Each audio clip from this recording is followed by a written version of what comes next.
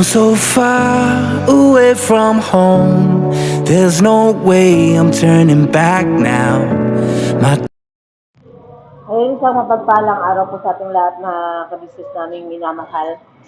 Ayun po, no, as you can see mga kabisnes, malinis na po dito. Wala nang masyadong mga gamit. Ayun, napanood nyo rin naman po sa vlog nila, Kagwang Buknoy, sa Kabisnes Official, yung pag-alis po nila Kuya Buknoy, mga kabisnes. Ngayon, mamaya yung sa loobin natin mga kabisnes, no? Sa loobin natin sa pag-alis nila. Kami, ngayon, mag-ano muna ako dito, magwawalis. Linisin ko tong rito. Kasi, ayun nga,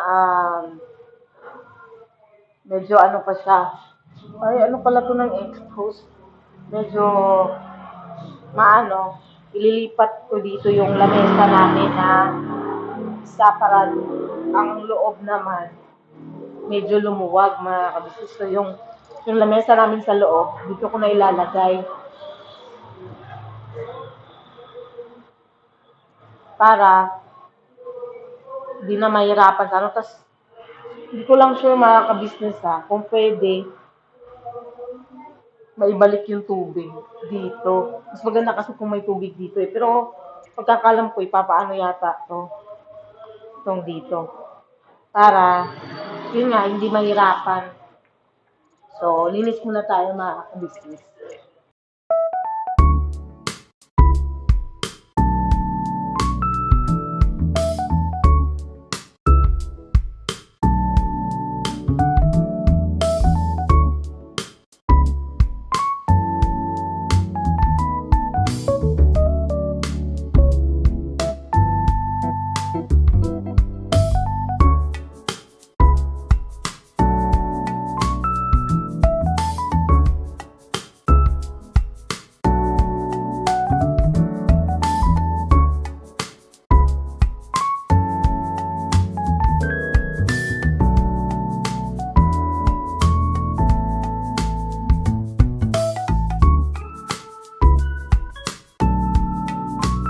Montage rod. SP Buknoy po yung nakaka-business. Tawag dito sa church. No? Nakakapanibago, syempre, nakaka-business. Kasi wala nang walang kumakakat sa kwarto. Kasi yan si Pau Pau, nakaka-business. Pagka bumabayan, sa taas pa lang, pag naririnig niya yung mga boses namin ni Bay, Bay! Gagawin yun, Bay! Tata!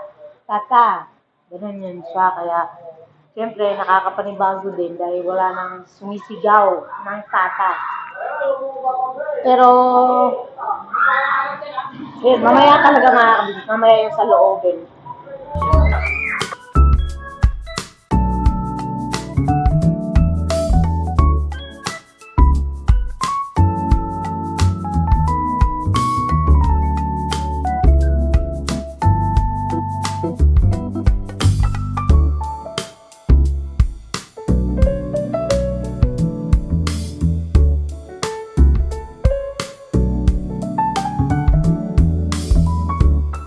Thank you so much pala kay Ma'am May.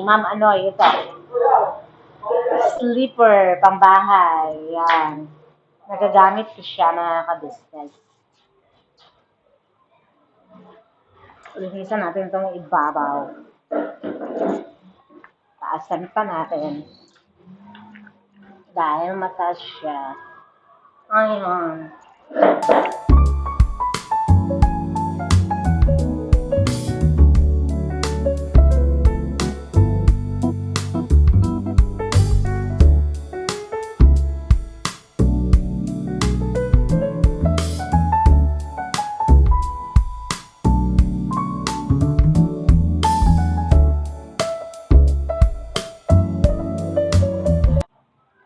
Hindi pala tinaka-on.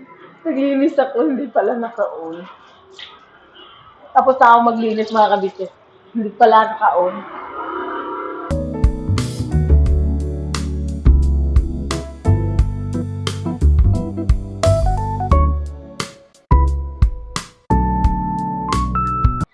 ilipat lang natin yung mga gamit mga kabisnes. Wait lang.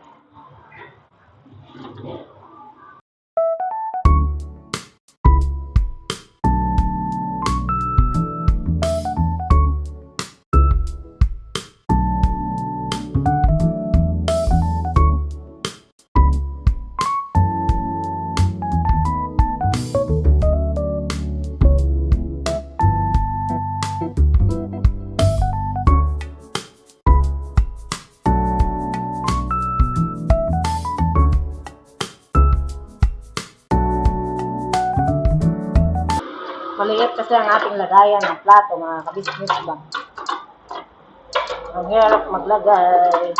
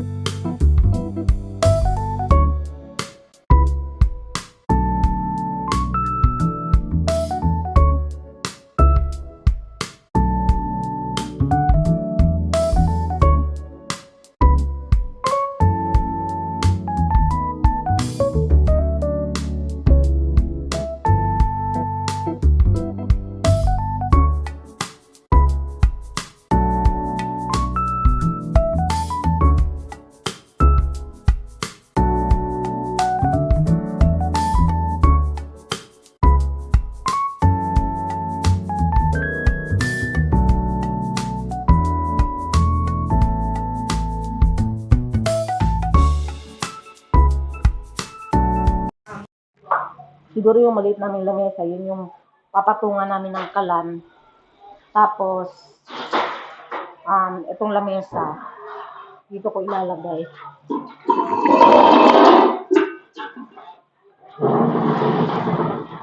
Sorry. Ganyan kasi ilalagay din namin yung rice cooker.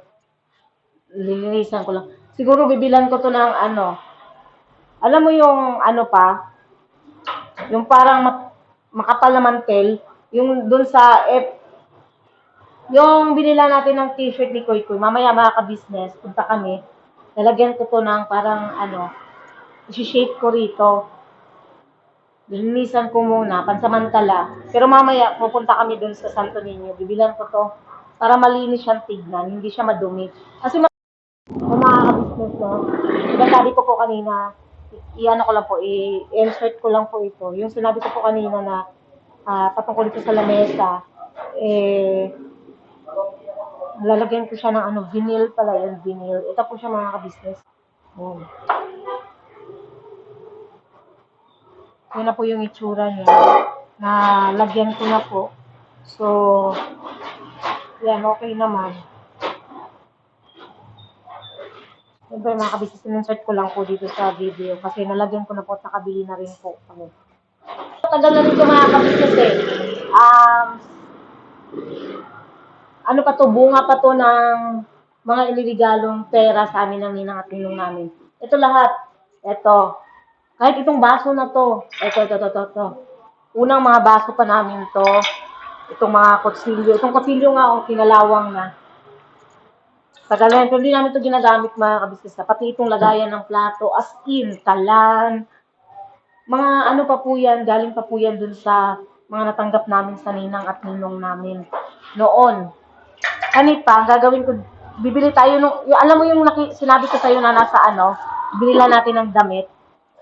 Mura lang yun, tag 20 lang yata yun. Ilalagay natin dito. Isi-shape ko na lang siya na rito. Para malinis, tignan. Yung parang tile-style siya mga ka-business. Yan. Yung maingay yung motor. Yung mga nasa lamesang maliit pa, na din, palabas na din. Nakuha na ko na. Nalagay ko yan lahat dito. Para wala nang maano dyan. Yung nasa lamesang maliit, ipahakot mo kay Koy Koy. Dito mo lang ipalagay sa upuan, Pahakot mo kay Koy Koy, palagay dito sa upuan. Pansamantala, mo. Lilinisan ko rin yung maliit na lamesa. Yan. Ako na bahala dyan. Iano ko muna yan.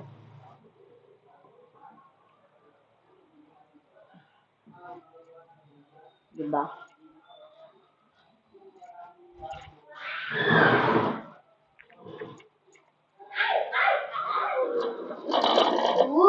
Dyan mo lagay. Dito na yung toyo, yung suka, yung lahat.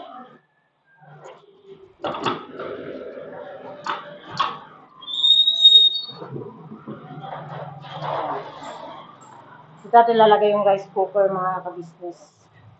Ayan, pwede siyang ganyan pa. Ayan.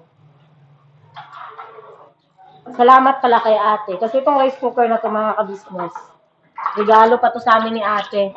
2022. 22 ba yun?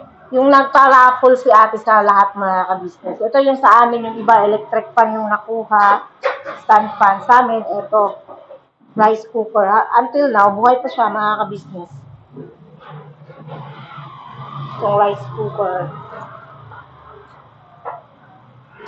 So, syempre, inaalagaan mga ka-business. Kaya talagang buhay na buhay. Lagay mo dyan. Lagay mo lang dyan. Ayun, balikan namin kayo mga ka-business at ayusin ko lang to rito pagtapos nakikita nyo na lang mamaya-maya mga ka-business. Tapos na po. Yan. Ren. Yan, nandito yung talan. Yan.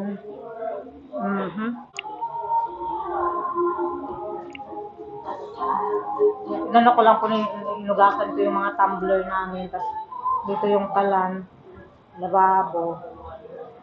Yan. Tapos dito naman ako maya mga ka-business. Mamaputo ko yung mga sapatos. Lilinisan ko rito. Tapos yun nga, bibilan ko yan mamaya ng mga ka-business dun sa Santo Niño. Yun. Tapos yun lang, yung kailangan na lang ng linis dito. Tapos itong sahig, konting linis na lang din. Tapos tapos na siya. Okay na siya mga ka-business. Then mamaya, magkano ako mamaya na ka-business. Wait lang. Ayan mga ka-business, no? Tapos na, nakaligo na po ako kasi galing. Galing kami sa KB. May nasikaso lang mga ka-business. Tapos, ayun, yun nga, tapos mag-arrange. Anyways, mga ka-business, pagkaalam po kami kila kuya. Sabi na ako kanina kila kuya na, yun nga, nilipat namin ito lamesa kasi para nga makakain ng maayos. Ito po yun. Ayan. Tapos ito, bibilan ko ito ng mamaya. Tapos ito dito na i-arrange ko na rin mga ka-business. Kaya okay naman. Tapos siguro lilipat yung mga sabon ko dun mga ka-business. Basta yun. Yan unahan ko na yung iba kasi baka sabihin ako yung rason ba't umalis sila. Hindi po.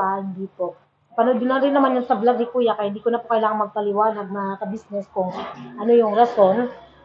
Ayun sa vlog ni kuya, at sa kanila Kuya Buknoy, mga ka-business. Basta ito, ang sa amin lang, ano lang namin to, para kahit ano, kahit papaano, hindi na rin kami mahirapan sa loob. Kasi medyo malaki na yung space. Tapos dito yung lutuan. Yan. Lababo. Di ba? Alright na siya, mga ka-business namin minamahal. Ayan. Thank you so much pala kay Ate Lulu. Di ba? Ito yung mga tumbler na binigay niya sa amin. Buhay na buhay pa. At ayan, oh. Nai-stirruan talaga siya ng yellow, mga ka-business. Di ba? Ganda nito kasi tumatagal talaga yung tubig niya. Tapos ito naman, galing kay Ate Christy Merced. Bigay niya para naman to kay Kuy Kuy, mga ka-business. Kasi nga, para doon sa pag-aaral ni Kuy Kuy. Hindi ko makalimutan yun kasi, ano din yun eh, nagpadala rin siya ng pangbili ng bag at saka school supplies ni Kuy Kuy. Ayun. Thank you so much, Ate Christy. Ingat ka po palagi dyan sa Leyte. Ayun. Diba? Ang ganda lang, mga ka-business. Tapos, ayun nga, naiayos ko na dito. Tapos doon nakapaglinis na rin ako. Ayan. Mga ka-business. So, yan, mga damit namin, mga bagong laba. Yan. Tapos ito, lagayan ng mga shoes. Yan. Yan. Diba? Ano na siya, mga ka-business. Tapos, basta ito na lang, lalagyan ko ito na ano para hindi madumi tignan. Malinis lang siyang tignan, mga ka-business. Tapos, naiayos ko na rito. Ano na lang, yung tubig na lang talaga. Kasi, hindi ko alam eh kung paano ba ang ano nito ng tubig. Pero feeling ko, ano pa naman yata to. Siguro kailangan palitan lang ng faucet. Hindi ako nagkakamali.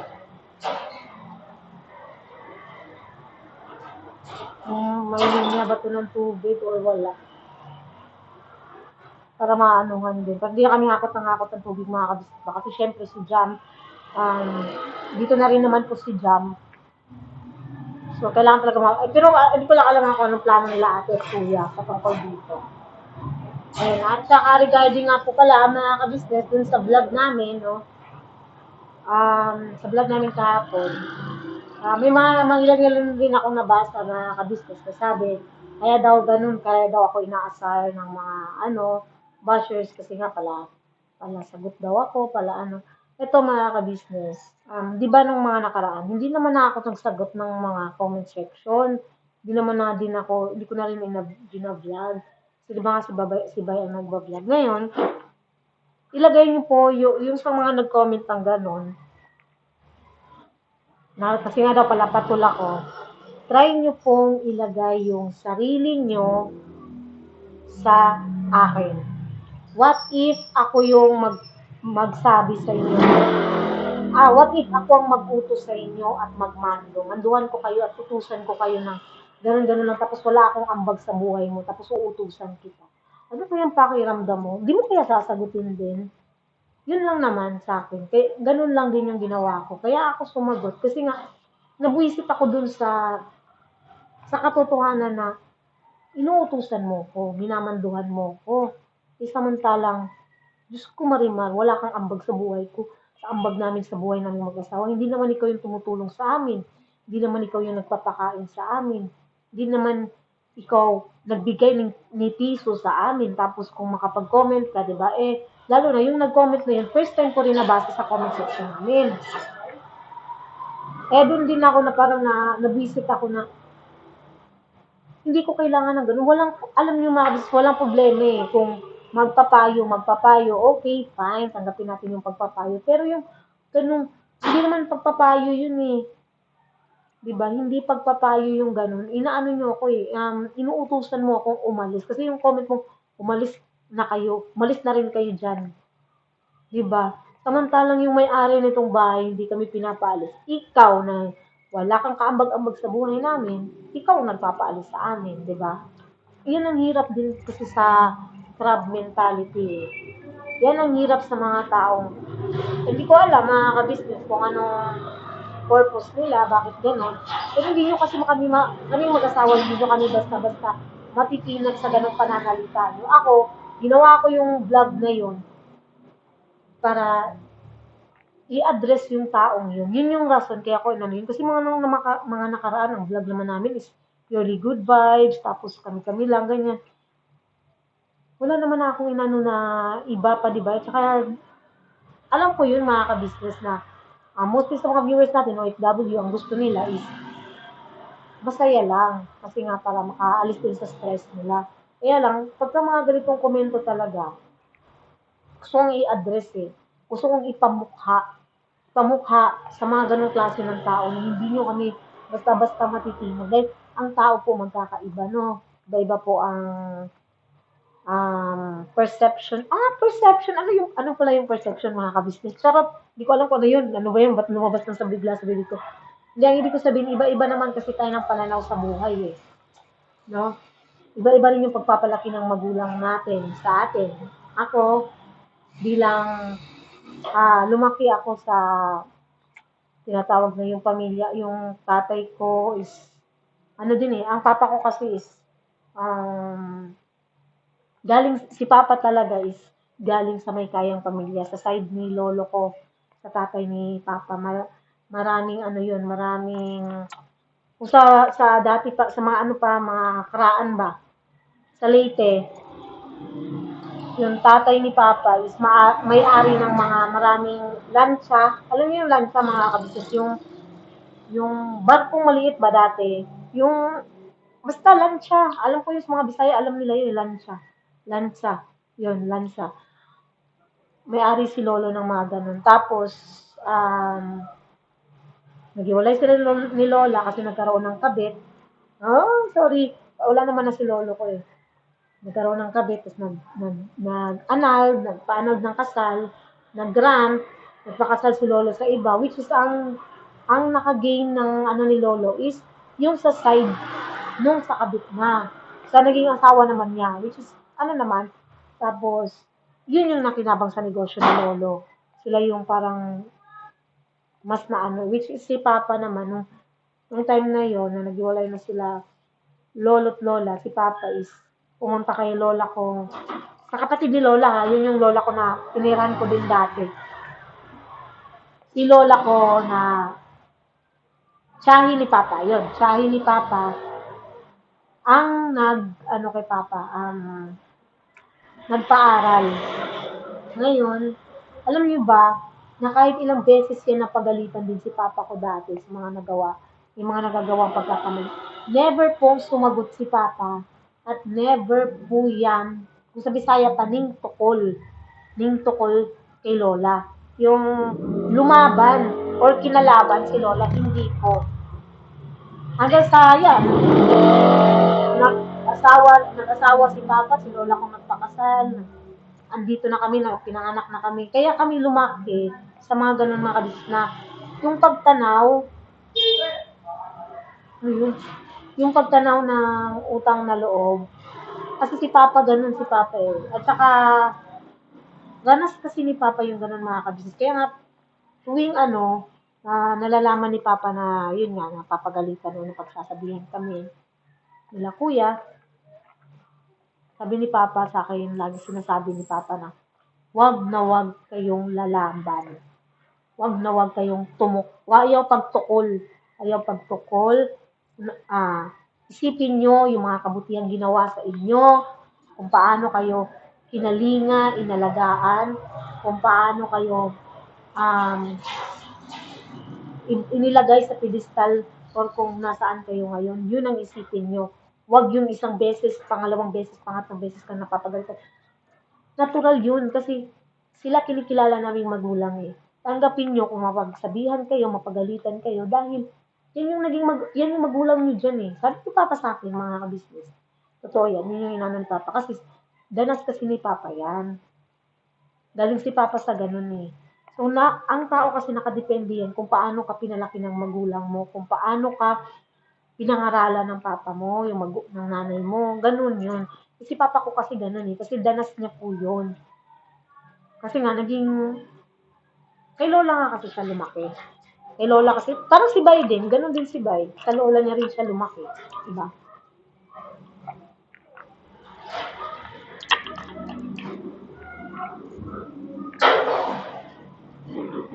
Kaya ganun yun mga kabisnes, no? Eh, wag nyo kami igagaya, or wag nyo kami, husgahan, hindi nyo naman kami kilala, at hindi nyo naman alam kung paano kami pinalaki ng magulang namin. Yun lang naman sa akin mga kabisnes. Sana lang maintindihan nyo. Diba? Wait lang. Yun, mga kabisnes. So, yun lang naman. At least maliwanag. Diba? Maliwanag siya mga kabisnes namin minamahal. Yun. Tapos, basta yun. Sa ano lang yan, sa pananaw lang yun, kanya-kanya lang tayo ng pananaw sa buhay. Kasi kami, ganun eh. Ganun, si Bay, ganun. Ako, ganun din.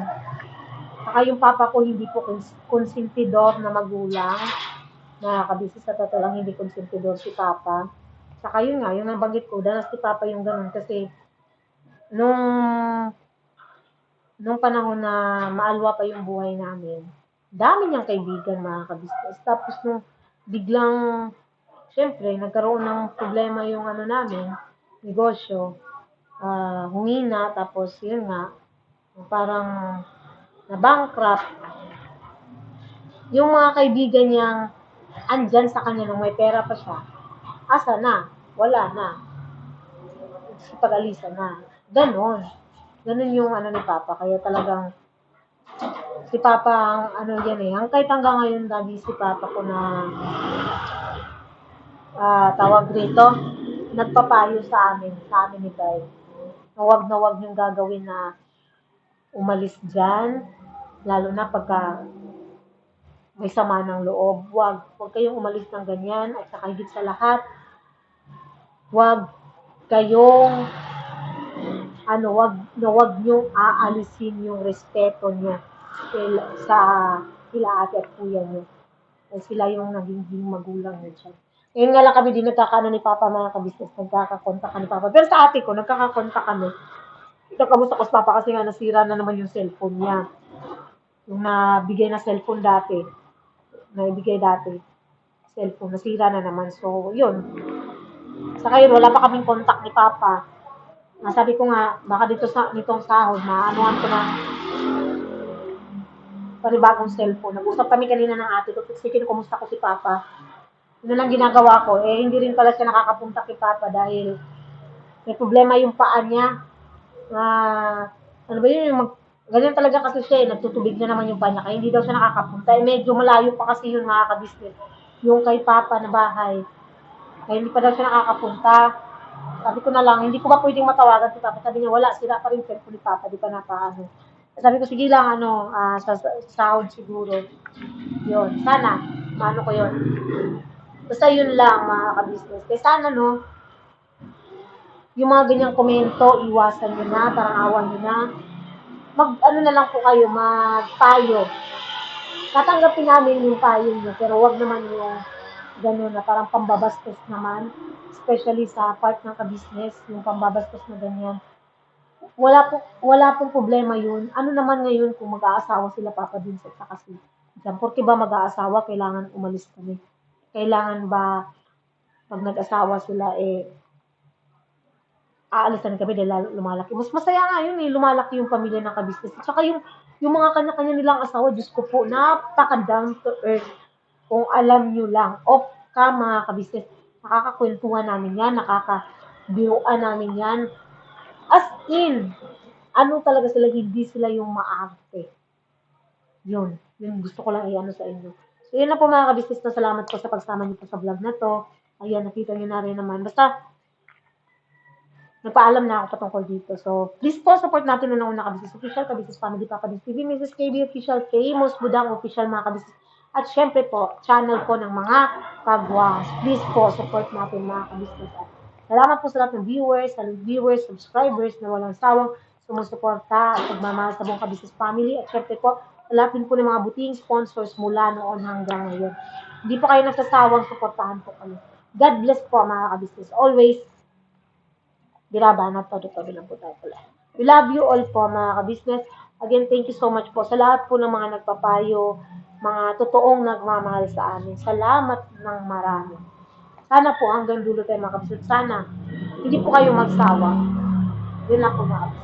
Kami po ay dealer ng lahat ng klase ng sewing machine. Meron tayong mga brand new, slightly used, at ganoon din po, meron tayong high speed, aging, piping, button hole, button sew.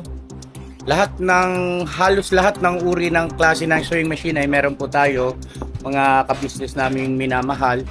Ayun, please po, feel free to message lang po doon sa mga pangangailangan ng sewing machine. Ano po? At sa murang halaga, mga kabisnes naming minamahal, ay mapapasa inyo ang magagandang quality ng sewing machine. Alright?